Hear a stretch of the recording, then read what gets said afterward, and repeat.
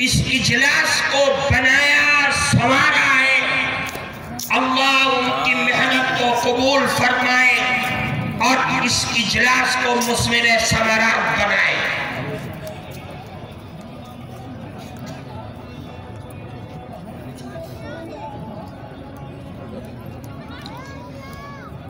جمعیت علماء کا یہ اجلاس جس میں آپ اور ہم شریک ہیں، علماء کرام نے اس اجلاس کی اہمیت کے سلسلے میں سنا۔ میں نے اس اجلاس کے پیش نظر آپ حضرات کے سامنے جناب رسول اللہ صلی اللہ علیہ وسلم کی ایک حدیث پڑھی ہے۔ اس حدیث میں اللہ کے نبی نے ہر بگڑے ہوئے ماحول میں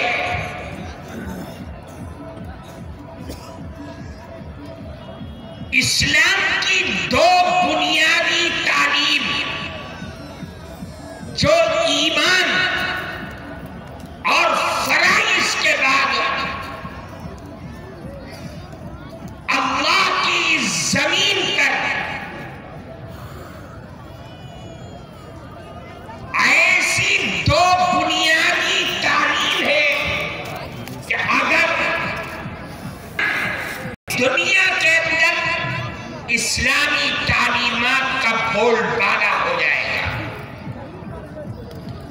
اور یہی دو بنیادی چیزیں ہیں جس نے اسلام کے اندر جان اور روح پیدا کر دی ہے۔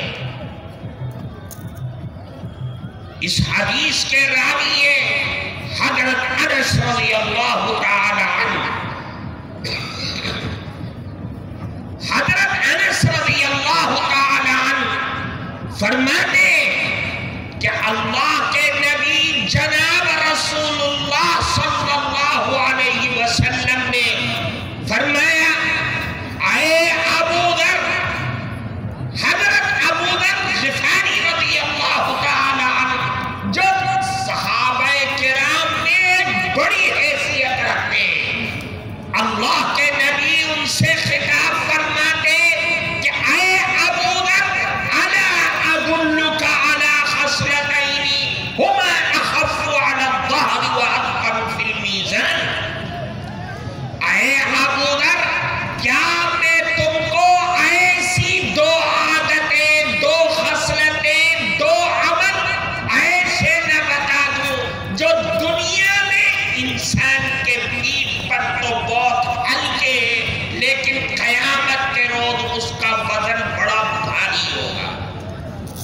کیا مطلب؟ یعنی دنیا میں بڑے ہلکے پھلکے اعمال میں بڑے ہلکے، لیکن قیامت کے روز وہ جس ترازو کے پلڑے پر رکھے جائیں گے اتنا وزن ان کا بھاری ہوگا کہ ترازو کا پلڑا جھک جائے۔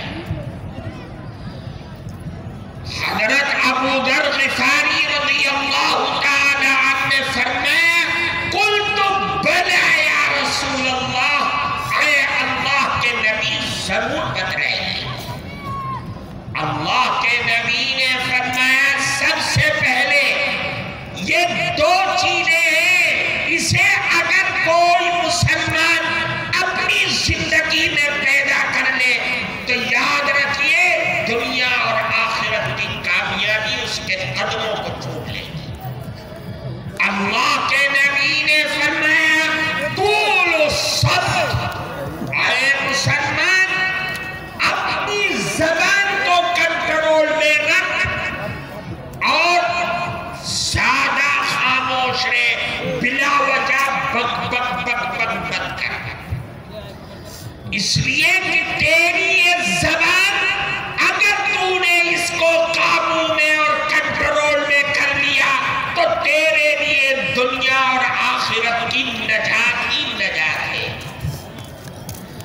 اللہ کے کنٹرول میں رکھ. یہ زبان تو بڑی قیمتی چیز ہے، اللہ کی دی ہوئی ایک نعمت ہے. اس نعمت کی قدر یہ ہے کہ بلا وجہ اس زبان کو کھول کر کے اپنے آپ کو آفت اور مصیبت میں پڑتا ہے. اپنی زبان کی حفاظت کرنا. اللہ کے نبی نے فرمایا کہ یہ زبان بڑی قیمتی چیز ہے، اس لیے صبح سویرے اٹھتا ہے تو اللہ کے نبی فرماتے کہ سارے اعضاء جسم کے، ہاتھ، پاؤں، دل، دماغ، آنکھ، کان، سب زبان کے سامنے آ کر کے کھڑے ہو جاتے ہیں اور کہتے ہیں اے زبان اتق اللہ فینا فإنما نحن بکی فإن استقمتی استقمنا وإن اعوججتی اعوججنا. اے زبان اللہ سے ہمارے بارے میں ڈرتے رہیے. کیوں؟ ہم تیرے ساتھ ہیں.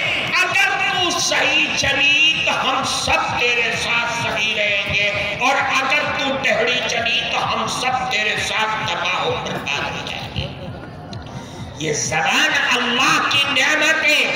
ایک صحابی ہے حضرت عقبہ ابن عامر رضی اللہ تعالی عنہ، فرماتے کہ لقیت رسول اللہ صلی اللہ علیہ وسلم، کہ میں نے اللہ کے نبی سے ملاقات کی اور میں نے پوچھا اے اللہ کے نبی آپ یہ بتائیے کہ نجات کس میں ہے؟ نجات کیسے ملے گی؟ نجات، ہر برائی سے نجات کیسے مل سکتی ہے؟ دنیا میں بھی اور آخرت میں بھی. اللہ کے نبی نے سب سے پہلے فرمایا اے عقبہ اپلک لسانک، اپنی زبان کو کنٹرول میں رکھو. زبان اگر تمہارے قابو اور کنٹرول میں ہے تو سمجھ لو کہ دنیا اور آخرت میں تمہارے لیے کرو. مت بول جھوٹ، اس لیے کہ جھوٹ کا ایمان سے کوئی رشتہ نہیں ہے. اللہ کے نبی کی محبت اور جھوٹ ایک دل کے اندر جمع نہیں ہو سکتی ہے. اللہ کے نبی سے محبت کا دعویٰ کرتا ہے اور زبان سے جھوٹ بولتا ہے. یہ تو سمجھ لے کہ تیرا دعویٰ تو کھوکھلا ہے، بے بنیاد ہے. اللہ کے نبی فرماتے جھوٹ مت بول، اپنی زبان کو جھوٹ میں استعمال مت کر. کیوں؟ اگر تو نے جھوٹ بولا تو تیرے منہ میں اتنی بدبو اور سڑاہٹ پیدا ہو جائے گی کہ رحمت کے فرشتے میلوں دور بھاگ جائیں گے. کیوں؟ تیرے منہ سے نکلنے والی بدبو اور سڑاہٹ ان فرشتوں کو برداشت نہیں ہے جو تجھ کو نماز کی طرف، روزے کی طرف، اللہ کی بنائی ہوئی جنت کی طرف لے کر کے چلتے ہیں. اس لیے جھوٹ نہ بول، زبان کو جھوٹ میں استعمال مت کر.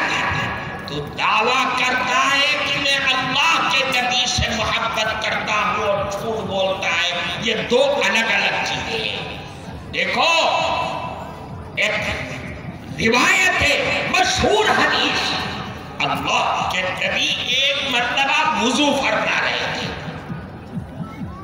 بڑی عجیب بات ہے، صحابہ کرام پاس کھڑے ہوئے تھے. اللہ کے نبی کے بدن مبارک سے جو وضو کا پانی لگ کر کے زمین پر گرنا تھا، صحابہ کرام نے اپنے ہاتھ میں لے لیا اور لینے کے بعد اپنے جسم پر ملنا شروع کر دیا. اللہ کے نبی ماجرا دیکھ رہے ہیں، کیا ماجرا ہے، کیا ہو رہا ہے. اللہ کے نبی نے فوراً پوچھا میں احملکم علی ھذا، تمہیں آج اس عمل پر جو تم نے آج سے پہلے کبھی نہیں کیا تھا، آج تم نے ایسا کام کیوں کیا ہے؟ یہ پانی تو بدن سے لگ کر کے زمین پر گرتا تھا، تم نے اس کو اپنے بدن پر کیوں بننا شروع کر دیا؟ صحابہ کرام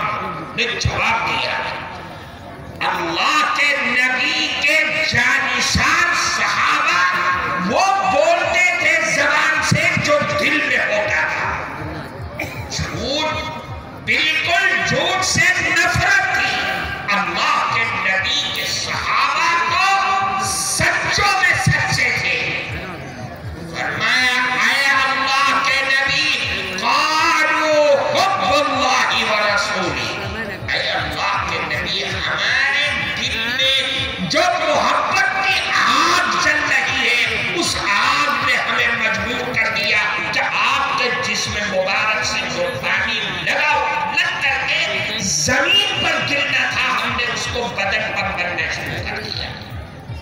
اللہ کے نبی نے تعلیم کی اور فرمایا کہ ہر مسلمان قیامت تک آنے والا، امیر ہو، غریب ہو، شہری ہو، دیہاتی ہو، مرد ہو، عورت ہو، سب کے لیے تعلیم دی۔ یہ صحابہ تو مجھ کو اپنی آنکھوں سے دیکھ رہے ہیں، میری مجلس میں شریک ہو رہے ہیں، میری آواز کو سن رہے ہیں، ان کی محبت تو بجائے، لیکن قیامت تک آنے والا وہ مسلمان کہ جو نہ میرا زمانہ پائے گا، نہ میری زندگی کو پائے گا، وہ مجھ سے کیسے محبت کرے گا؟ اللہ کے نبی نے فرمایا من سرہ ان یحب اللہ ورسولہ او یحبہ اللہ ورسولہ فلیصدق حدیثہ اذا حدث۔ اگر تو یہ چاہتا ہے کہ کوئی انسان قیامت تک آنے والا انسان اگر یہ چاہتا ہے کہ اللہ اس کے نبی سے محبت سچی ہو جائے اور اللہ اس کے نبی اس سے محبت کرنے لگے، تو اس کو تین کام کرنا ہوگا۔ وہ تین کام بڑے عجیب و غریب ہیں۔ وہ تین میں سے پہلا کام اللہ کے نبی نے فرمایا فَلْيَصْدُقْ حَدِيثَهُ إِذَا حَدَّثَ۔ اے مسلمان جب بول تو سچ بول، سچ کے علاوہ کچھ نہ بول، اس لیے کہ سچ بولنا اس بات کی دلیل ہے کہ یہ انسان اللہ اس کے نبی سے محبت کرتا ہے اور اللہ اس کے نبی اس سے محبت کرتے ہیں۔ اس لیے اللہ کے نبی نے فرمایا اپنی زبان کو صحیح استعمال کر، اپنی زبان پر کنٹرول کر۔ اللہ نے یہ زبان جھوٹ، غیبت، چغلی، گالی دینے کے لیے نہیں دیا، بلکہ اللہ نے یہ زبان دیا ہے کہ اس زبان سے اللہ کا ذکر کر، اللہ کی کتاب قرآن کی تلاوت